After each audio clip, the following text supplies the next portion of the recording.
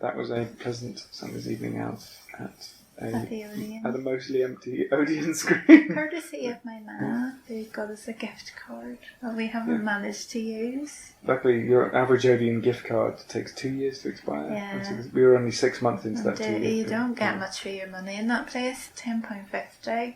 Ticket, extortionate. Yes, it would seem, and we've been noticing this the past few years, that the £10, what we thought might constitute some sort of ceiling for cinema tickets, is no such thing. It's been broken through like it's made of paper. And it used to feel like anything getting towards £10, that was London prices, and now it's widespread that's the norm now. It's a shame because I don't know that much about the chains. Really, we don't go to them very often. In Northern Ireland, there's chains over there that aren't national or anything. They're in Northern Ireland, maybe throughout the whole of Ireland. The Odeon is still a fairly recent thing over there, but there's no Cineworld over there, so I didn't know so much about those kinds of big chains till I was living here. Odeon seems to be a bit more supportive of all kinds of cinema. The Odeon that we've been going to, that's the one that shows lots of Hindi films. Although we did notice when we were in Bradford that their big multi-screen Odeon shows 3 times the number of subtitled foreign language films, including films in Urdu as well. But it's more reflective of the population,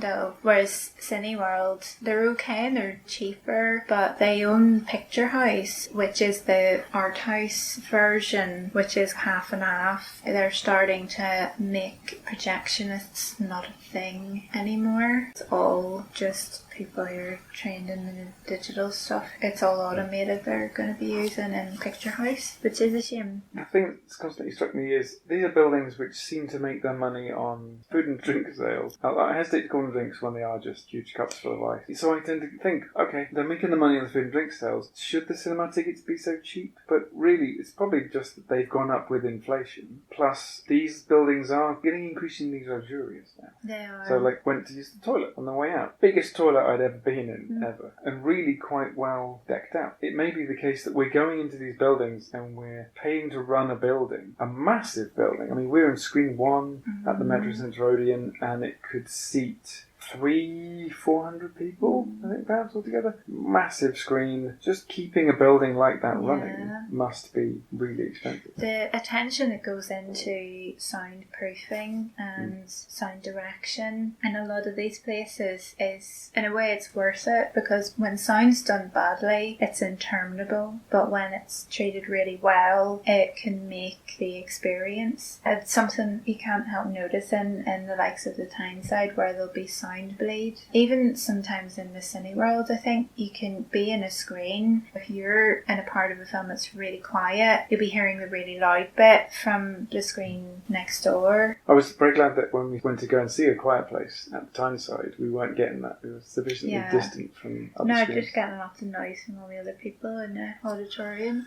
Well, speaking of this, I've concluded something about the Odeon, which is when you go into a screening at an Odeon these days, it seems now to be the norm. If you go in before the ads start, you go into this environment where there's stuff on the screen and it's like a chill out room. It's kind of going... Yeah. You've got a nice, almost screensaver type. So there's very slow-mo exploding balls cosmic. Of dye, pigment, and then there's mirrors, and it's very blue, very, very blue. Everything seems to absorb sound in the room as well, so it mutes things. So I don't know if that's why I find it easier there to see films, because maybe it's absorbing sound that other people are making, and that's helpful for me. That intro that we get even before the ads start, I think is there to just calm people down, because the venues know that if they get conflict between customers, they're going to have complaints, they're going to have paperwork, at the very least they're going to have managers trying to calm people down and having to throw free cinema tickets at people or just refund them. The more you can do to minimise that, the better. So having this, you're going into a spa process when you go into a cinema these days, I think is really useful, because conflict can arise in cinema, particularly when people are so slapdash with the code. The attendants were very good.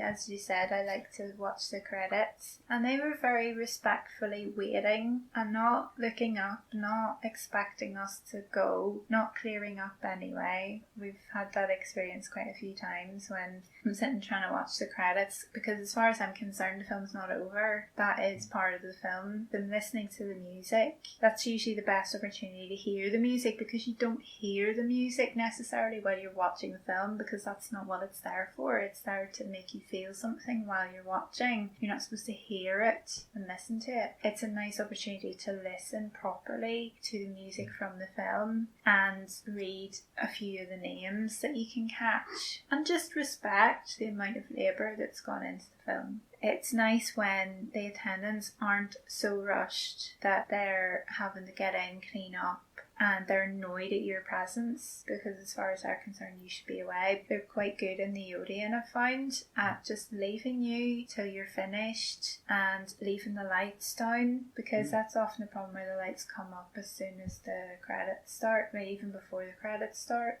properly. They left the lights down, they waited, and they were very polite. I just appreciated that, because you don't always get that in Cineworld. There's plenty of other cinemas where the attendants will just start clearing up. Usually I think because they're under pressure. I remarked when we were going in that there's a ritual aspect to going to the cinema. It's not necessarily the same for each of us. For some, the ritual involves buying a bucket of popcorn. I think part of the ritual is passing into a darkened room through some sort of intermediate space. There is no just, you go through that door and you're in the cinema. Often you have to go down a kind of corridor that's down the side of the auditorium. What we had to do is we had to go underneath all of the seats. You had to go in, turn hard right when we went in, go underneath all the seats and turn left, and then we'd emerge at one side of the auditorium. So I think that's quite an important part of the ritual, is going into an other space, a demarcated space with all the soundproofing. About the bucket of popcorn, the many buckets of popcorn, people now seem to have become completely accustomed to, I've finished with this stuff. And people are going to come in afterwards and clean up. So I should, not just I can, but I should leave it here. I still can't get that. Okay, someone's going to come in and clean up the place, but why not help your fellow human by taking your stuff with you? It is frustrating, because listening to Mark and Simon, a lot of attendants do write in and they say it's actually really helpful for us if you do take your rubbish out, because there's no projectionists in a lot of these cinemas anymore, and they're the ones on the ground having to make sure things are working. They say we would love to be enforcing the code properly and be shouting at people if they've got their phones or if they're being disruptive in some way, but there's not that many of us. There's 20 odd screens. If we're in one cleaning up and we've got a couple of minutes of a window before the next screening's due to open, then we're really busy. We just can't be everywhere. I don't understand either why people do it. Just clean up your own mess. Have some self-responsibility. And also, that surely cost you a small fortune. Why have you just eaten a little bit of it and left it lying there? That is actually your property. Take it with you. Maybe that's the way the ritual pans out for some people. Why do they have that much money to just throw it away like that? I don't understand. It's so expensive to go to the cinema. Now we're on to waste management, and I'm quite happy to be on to waste management. I've actually heard people say things like, I think it's really important that when you're out in public, you should drop as much garbage on the ground as possible, because it gives a job to somebody working for the council. My chin has hit the floor when I heard councils have had all their funding stripped. They haven't got the workforce to do that. Imagine if councils were flush with money and that wasn't a problem. Still, If the council doesn't have to put the money they've got into people cleaning up the streets, they could put the money into things like decent roads, sanctuaries for people who are in abusive relationships. They could sort the roads out. There's so many things they could do. The idea that you're helping somebody it's by ridiculous. Giving them a job cleaning up garbage for the council, it's just absurd. But people have now got into such a habit of, in this environment at least, I can just leave all of this stuff here and another human will come along and sort it out, because that is what I've paid for.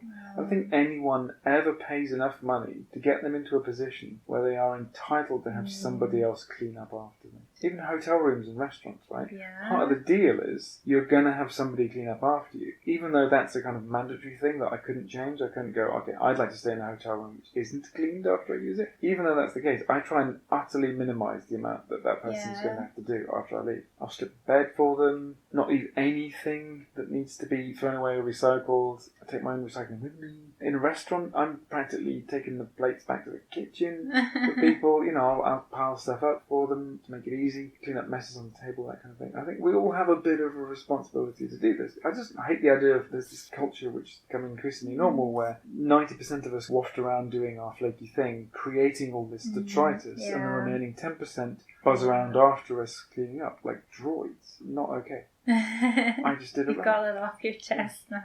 I do agree. It's a cultural problem. In part because of this sense that our resources are unlimited, which is absurd. No. It's in part because of what we think disposable income buys us. It's in part because of the idea that income can be disposable. It's in part because of the privileging of being served by service economies, which are themselves the product of shift away from manufacturing to economic bases. It's a huge confluence of things, which we will single-handedly solve on this podcast. Thanks very much. Should we do this again next week? Maybe. This is me offering to take you to the movies again. Oh.